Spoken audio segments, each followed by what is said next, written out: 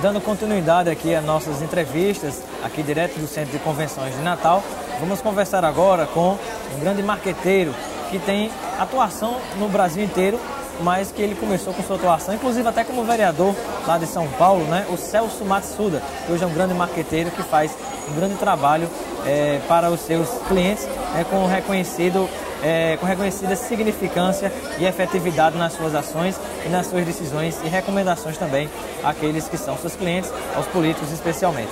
Professor Celso Matsuda, seja bem-vindo ao nosso Espaço Cidadão. Bom dia, é um prazer retornar ao seu espaço. Ok.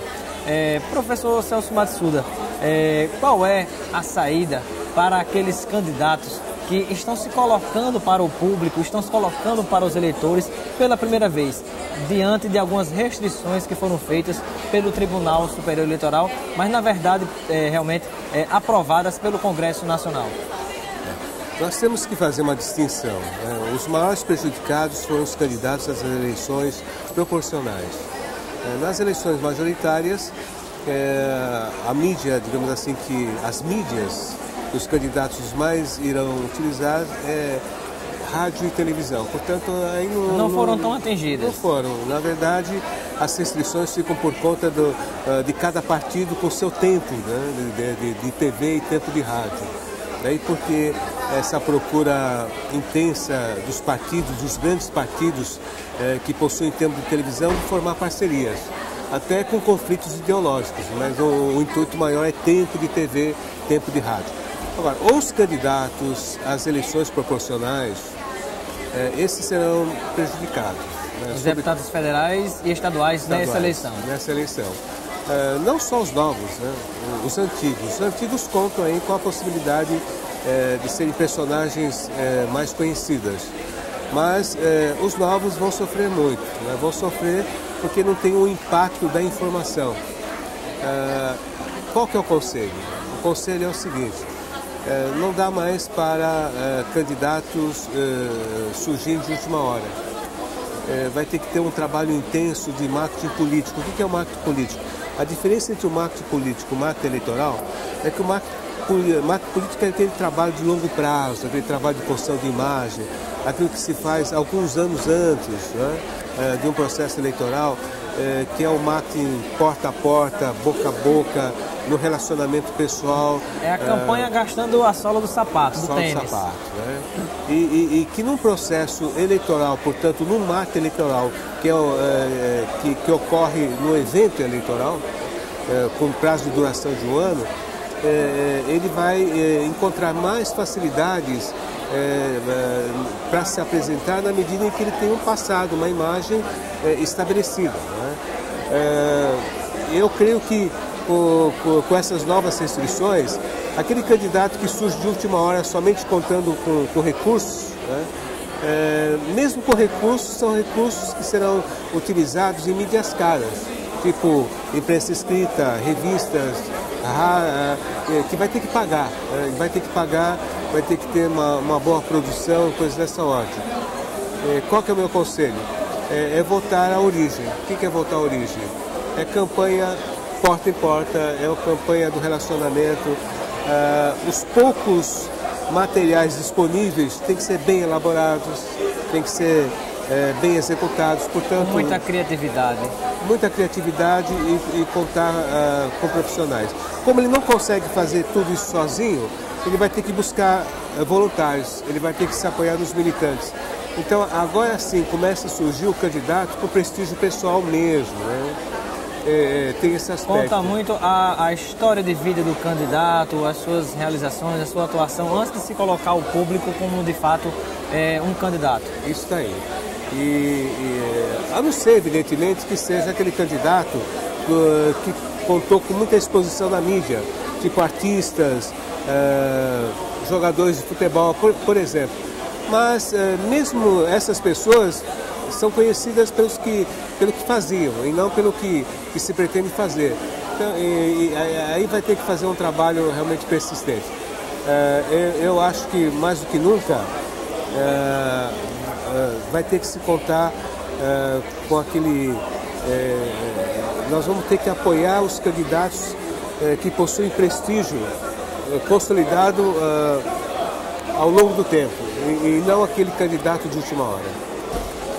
E o senhor diria alguma palavra em relação a aqueles candidatos que têm pouquíssimos recursos, porque mesmo diante das proibições aprovadas pelo Congresso Nacional, de utilizar outdoor, de limitação de espaços em jornais, né, a 1/8 se for um jornal grande, né, mesmo com essas limitações, proibição de confecção de camisetas, a proibição, por exemplo, de brindes, de chaveiros, de bonés, né? O senhor ainda assim nós sabemos que há o abuso do poder econômico naqueles candidatos que têm mais condição. O senhor daria alguma palavra especial para aqueles candidatos que estarão dando esses primeiros passos, né? Uma primeira candidatura e que não dispõem desses recursos? Sim, eu diria que mais do que nunca eles devem correr. Correr é cumprimentar as pessoas, levar suas mensagens pessoalmente. E eu diria até que para esses candidatos, de alguma forma, o clima é melhor, né? Porque aqueles que possuem muitos recursos, candidatos com muito poder econômico, eles utilizavam a distribuição de brindes, de camisetas, de benefícios aos eleitores para carregar votos. Agora não, agora essas coisas estão proibidas, né? Então vai ter que ter um contato pessoal, vai ter que ter mais comícios, vai ter que ter mais reuniões familiares, vai ter que ter mais visitas comunitárias, vai ter que fazer mais... pode-se criar, com apoio de voluntários, de amigos, os famosos arrastões nos bairros, né? Correr eventos... Aquelas caminhadas, né? Caminhadas, passeatas. Então tem que mostrar prestígio dessa maneira. Coisas que candidatos com muito poder econômico hoje, eles vão ter poucas mídias para fazer isso, né? E as poucas mídias para fazer isso são caras, né? São caras. Perfeitamente. Uma última pergunta, professor Celso Matsuda. Com essas restrições que foram colocadas pelo Congresso Nacional, dos brindes e de algumas mídias, o senhor acredita que diminuirá, digamos assim, a corrupção? Você acha que com isso o eleitor vai conseguir votar melhor, vai conseguir escolher melhor os seus candidatos, ou isso não vai ter nenhuma interferência? Não vai. Está ocorrendo uma inibição maior por parte de alguns candidatos nesse processo de corrupção. Esses processos não serão eliminados, né? Nós provavelmente vamos constatar que alguns candidatos ainda continuarão a utilizar recursos não legais, né, para carregar votos. Mas, pelo menos, existe aí uma vantagem muito importante, né, de que a lei agora também estabelece de que o candidato é responsável pelas suas ações. Não como no passado, em que os gastos eram da responsabilidade do tesoureiro do partido ou de outras pessoas. Não, agora o candidato também é responsável, ele também paga por isso. Então o próprio candidato vai ter que ter mais cuidado. As pessoas que patrocinam esses candidatos vão ter que ter mais cuidado, eles vão ter mais receios de... Serão mais fiscalizados também. E a justiça... através dos tribunais regionais eleitorais, eles têm sido muito rigorosos, né?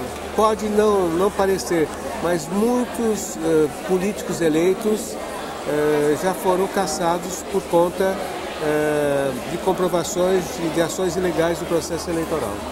Perfeito. Para finalizar, eu peço uma mensagem do professor Celso Matsuda ao cidadão e à cidadã que nesse momento nos assiste aqui no Espaço Cidadão, uma mensagem de como ele deveria votar, de como ele deveria de fato ser um cidadão escolhendo bem o seu candidato. Conhecendo o candidato, eu creio que o eleitor, a eleitora tem que proceder da mesma maneira que ele, como consumidor e ela como consumidora, decidem para comprar um determinado produto. Então, como é que nós fazemos? Nós levantamos informações, nós fazemos comparações, muitas vezes testamos, verificamos o passado desses produtos, pedimos opiniões de outras pessoas. Então, é uma decisão que se faz com muita consciência, né? E nós temos que fazer a mesma coisa na escolha dos candidatos. Nós não podemos escolher um candidato assim do tipo, compre isso, compre aquilo, e nós entramos sem ter nenhuma noção do que nós estamos comprando. Pelo contrário, apurem, analisem, avaliam, tomem, digamos assim, votem por aqueles candidatos realmente avaliados sobre todos os critérios técnicos, éticos, morais, não é? Essa é a única maneira que nós temos de contribuir para o desenvolvimento do nosso país. Ok, professor Celso Matsuda, muito obrigado pela sua participação no Espaço Cidadão. Obrigado a você. Para você que está nos assistindo, daqui a pouquinho nós voltamos com mais entrevista.